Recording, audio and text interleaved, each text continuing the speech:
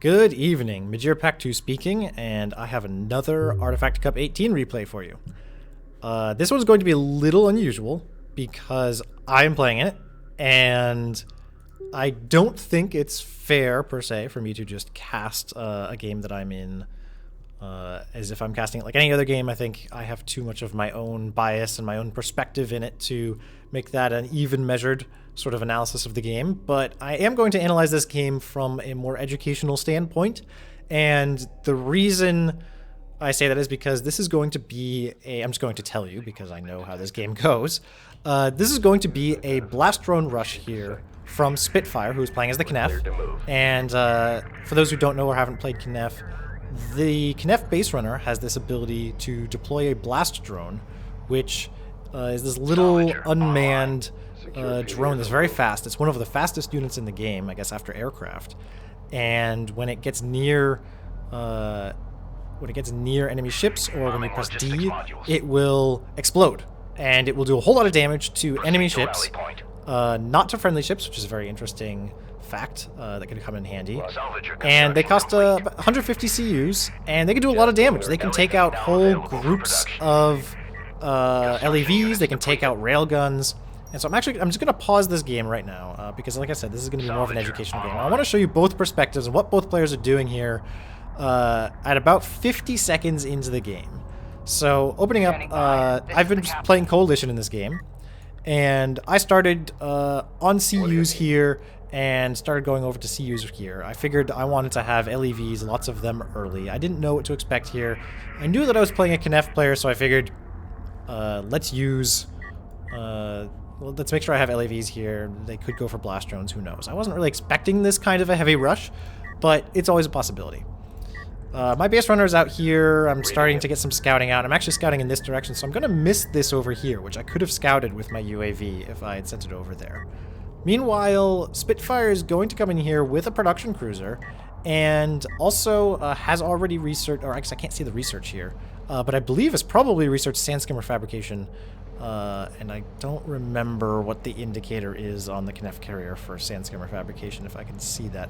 But we'll see in any case. And SPiTFiRe also going mostly here for CUs and RUs. And so this is going to be a pretty fast game, which is why I'm pausing it here, so that we can just catch up and see what's going on. And I want to especially point out sort of the time to contact, how quickly these blast drones can come out and then get into my base before I can even really see them, right? And so we're just going to watch this, and it's going to be about at the 1 minute mark into the game when this salvager here finally gets a ping here, and I see that there's a blast drone, and they're going to come up here. Oops, that was a little weird on my camera. They're going to come up here behind the base, which is something that I've done a whole lot myself when practicing this blast drone rush. And there is an LAV that I'm going to bring out here, which is going to start engaging the blast drone. I don't think it's going to be enough, but as you see here, and I'm just going to pause again so that we can make sure that we don't miss anything here. This blast drone came up right next to the LAV, and that caused it to detonate. And so now there's just a single blast drone here approaching the carrier. And if we look at what happens, an ALM shoots at it. It doesn't really matter. It just sort of pauses it real quick. And the blast drone comes up and it detonates next to these salvagers. And the salvagers go down to a little below half. And looks like they're, yeah, about 300 of 900. So 600 damage done by that blast drone. Very effective. Another blast drone coming out here. But you'll notice I'm not really suffering. I'm sort of just, I've got power here in my ALMs or whatever. I'm still resourcing. And the blast drones are going to continue coming out, and they're going to come out one at a time. And I've still got LAVs coming out. And the reason I'm showing this is really sort of an educational follow-up, I guess, to the video that Dreamlands put out a while ago when this blast drone rush strategy was first sort of pioneered, where he was showing a defense, and this is sort of a follow-up in the same spirit. That last blast drone, you'll notice, was just stunned by the ALMs too much and stopped by the LEVs too much. And finally, the carrier actually, I think, landed the final blow. And if you kill a blast drone without, and you actually take out all its hit points, it will not detonate.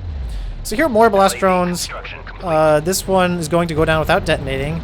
This one is also, this one's going to detonate. It's going to take out 2 LEVs, and that is a good hit. It does mean that you're making money, I guess, as far as the units lost and destroyed. But you'll see here there are 600 CUs worth of, or there we go, that was a little weird, going backwards. 600 CUs worth of blast drones lost here by SPiTFiRe, and not as many LEV losses taken or resourcing losses taken by me on my side. And I think the lesson here that I want to communicate and show with this game, in addition to making sure that I'm getting good coverage on the Artifact Cup games, is that blast drones should really be escorted. If you're going to blast drone rush, use sand skimmers with them, use maybe railguns or assault ships with them, try and sneak them around, but if you just run them in solo, it's likely you'll end up in a situation like this, where you spent a lot of CUs here on... I don't know why this counter keeps going backwards, it's very strange. Spending a lot of CUs here on blast drones that ultimately don't do much, and then you'll be overwhelmed by their natural counter, which is LAVs. Or sand skimmers, if you're fighting a Gaussian player. And so in this case, the base run here is going to go down. That's really the source of the blast drones. And now this production cruiser will also go down. Assault railgun's going to come out and just be in a terrible position to handle LAVs. An artifact over here is going to be captured. And this is what happens if you sort of whiff a blast drone rush. It's very easy to do if you haven't practiced a lot with how to do it and what all the angles are to approach and how you can escort them and detonate them. So it's definitely worth practicing a blast drone rush. But here, SPiTFiRe is going to quit out of the game, and as it turns out, never came back to fight me in Game 2. So this was sort of a non-game from the Cup perspective.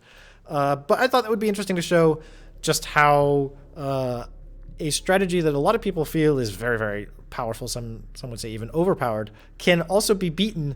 And it's not as easy. It's not really a blunt tool. You can't just throw blast drones at your opponent and expect to win. There are ways to beat it, and there are more and less effective ways to use blast drones. So that was a very quick cast. I just wanted to show that. And I'm going to load up so the next video I cast is probably going to be from round 3. So that's going to be the round of 8 players from Artifact Cup 18. I have not cast all of the round of 16 games, and the reason is because I noticed that another caster has been casting some of those, and there are quite a few of them, so I may come back to them at some point, but for now I think we're going to get on to the round of 8 and get on to some of the excitement there. And if anybody wants me to cast some of the other round of 16 games, let me know, and I'd be happy to.